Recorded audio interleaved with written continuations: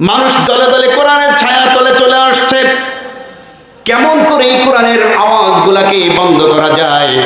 আল্লাহ পাক বলছেন, লাহিয়াতান কুলুবুহুম ওয়া আসররুন নাজওয়াল্লাযিনা যালামু হাল হাযা ইল্লা বাশারুম মিসলুকুম আফাতাতুনাস সিহরা ওয়া আনতুম তুবসিরুন।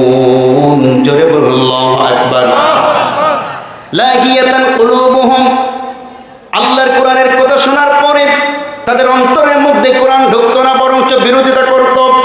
আর ওয়াসাররুন নাজওয়াল্লাযিনা যালামু, ওই সময়কার জালিম যারা ছিল, যারা সন্ত্রাস ছিল, যারা অপরাধী ছিল, আবু জেহেল, আবুল আহাব, উতবা, শাইবা, এরা দারুন নাদওয়া, তাদের সংসদ ভবন, তাদের পার্লামেন্টে বসে বসে বসে পরামর্শ করত কেমনে মুহাম্মাদের এই কোরআনের আয়াতগুলা বন্ধ করা যায়, মুহাম্মাদের কোরআনের আয়োজন কেমনে বন্ধ করা যায়। সব তো আমাদের বিরুদ্ধে চলে যাচ্ছে, আমাদের নেতাদের বিরুদ্ধে চলে যাচ্ছে, আমাদের দলের বিরুদ্ধে চলে যাচ্ছে, আমাদের দেব দেবীর বিরুদ্ধে চলে যাচ্ছে। আমরা যে লুটপাট করছি, রাহাজানি করছি, খুন করছি, ধর্ষণ করছি, মানুষের হকগুলোকে নষ্ট করছি, এই কোরআনে তো দেখি বেছে বেছে আমাদের বিরুদ্ধেই খালি কথা কয়। কথা বলছেন না কেন? আমরাও যখন কোরআনের কথা বলি, এক শ্রেণীর মানুষ গত 17 বছরও যে কথা বলতো, মনে করেছিলাম তারা চলে গিয়েছে, আর এই কথা শুনতে হবে না। কিন্তু এখনো কিছু মানুষ সেই একই কথা বলা শুরু করেছে যে কোরআনে কি বেছে বেছে শুধু আমাদের নেতাদের বিরুদ্ধেই কথা আছে নাকি? কথা বলছেন না কেন? আমার ভাইরা, আমি সেদিকে গেলাম না। কাফের মুশরিকরা দেখতো সমস্ত কথা কোরআনে আমাদের বিপক্ষে। এরপরে তারা পরামর্শ করলো কেমনি মানুষকে ধোঁকা দেওয়া যায়। যাকে দেখতে একটু মুহাম্মাদের কাছাকাছি দিয়ে ঘোরে, তখন তাকে ডাকবে, এদিকে আসো, হাল হাযা ইল্লা বাশারুম মিসলুকুম, তুমি কেন মুহাম্মাদের কাছে যাও? সে বলে সে তো আল্লাহর নবী। তুমি কি দেখো না সে তো তোমাদের মতো একজন মানুষ? মা লিহাযার রাসূল, মুহাম্মদ আবার কেমন রাসূল, কেমন করে রাসূল হয়? ইয়াকুলুত তাআম, সে তোমাদের মতো করে খাবার খায়। ওয়া ইয়ামশি ফিল আসওয়াক, তোমরা যেই বাজার থেকে বাজার করো মুহাম্মদ সেই একই বাজার থেকে বাজার করে। সুতরাং কেমনে মুহাম্মদ নবী হয়? মুহাম্মদ যদি নবী হয় তোমরা কি দোষ করলে? বলি নাউযুবিল্লাহ। আফাতাতুনাস সিহরা, তোমরা কি বুঝতে পারছো না যে মুহাম্মদ তোমাদেরকে জাদু করছে? তোমরা কি বুঝতে পারছো না মুহাম্মদ তো জাদুকর? এই যে যেই কথাগুলো তোমাদেরকে শোনায় এইগুলা জাদুর বাণী। নাউযুবিল্লাহ পড়ে। এই জাদুর বাণী শুনে তোমাদেরকে জাদু করে করে তোমাদেরকে আমাদের দল থেকে সরিয়ে নিয়ে যাচ্ছে। সুতরাং মুহাম্মাদের দ্বারের কাছেও যাওয়া যাবে না।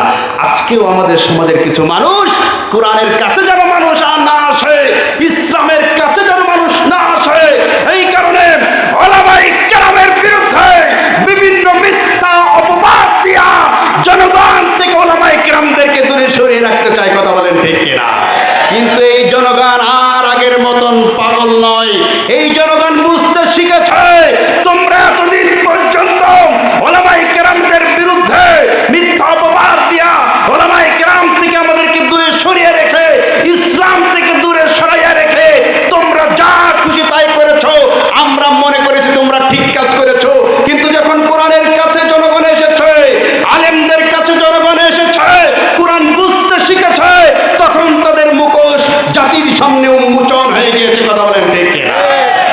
এই কারণে অপরাধী যারা, জালিম যারা, এরা আল্লাহর কোরআনের এই আয়াতগুলোকে বরদাস্ত করতে পারে।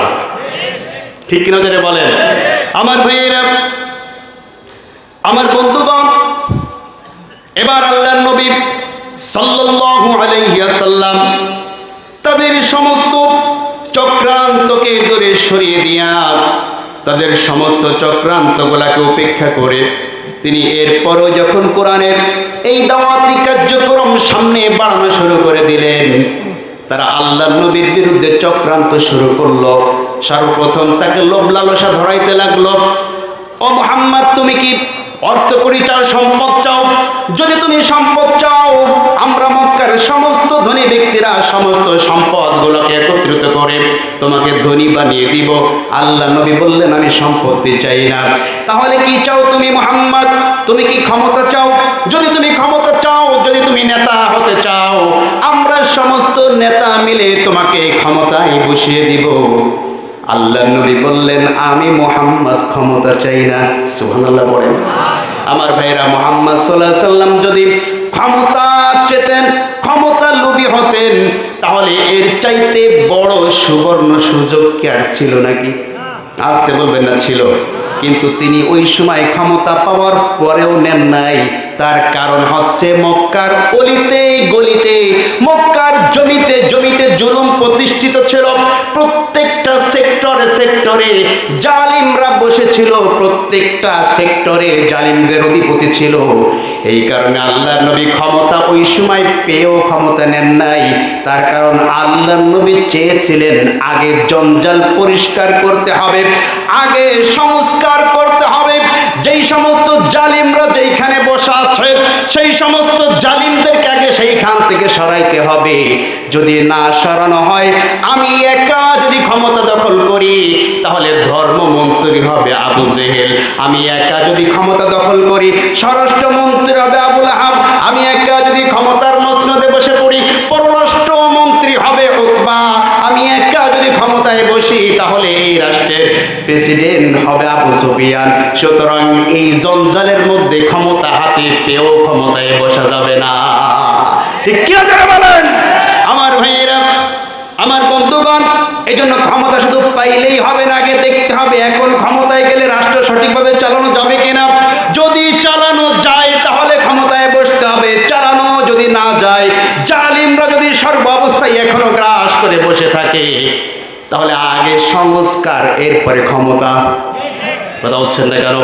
আমার ভাইরা, আমরা দেখতে পাই আগেও যেই সমস্ত মোড়ের থেকে চাঁদা উঠানো হতো, এখন ওই একই মোড়ের থেকে চাঁদা উঠানো হয়, শুধু চেহারাটা পাল্টানো। কথা হচ্ছেন না কেন? যেই মোড়ে চাঁদা দেওয়া লাগতো, সেই মোড়ে এখনো চাঁদা চালু আছে না বন্ধ হয়েছে? আমার ভাইয়েরা, যেইখানে গেলে কেস খাওয়া লাগতো, সেইখানে গিয়ে এখনো কেস খাওয়া লাগে। কথা বলছেন না কেন? যেই অফিসে গিয়ে ঘুষ দেওয়া লাগতো, ওই এখনো সেই অফিসের ঘুষ বন্ধ হয় নাই। আপনি কেমন করে বলছেন দেশ স্বাধীন হয়ে গিয়েছে? কেমন করে বলছেন? আমার ভাইয়েরা, আল্লাহ নবীকে তখন বলল, ও মুহাম্মদ, এত সুবর্ণ সুযোগ, ক্ষমতা পাওয়ার পরেও তুমি কেন ক্ষমতা নিচ্ছ না?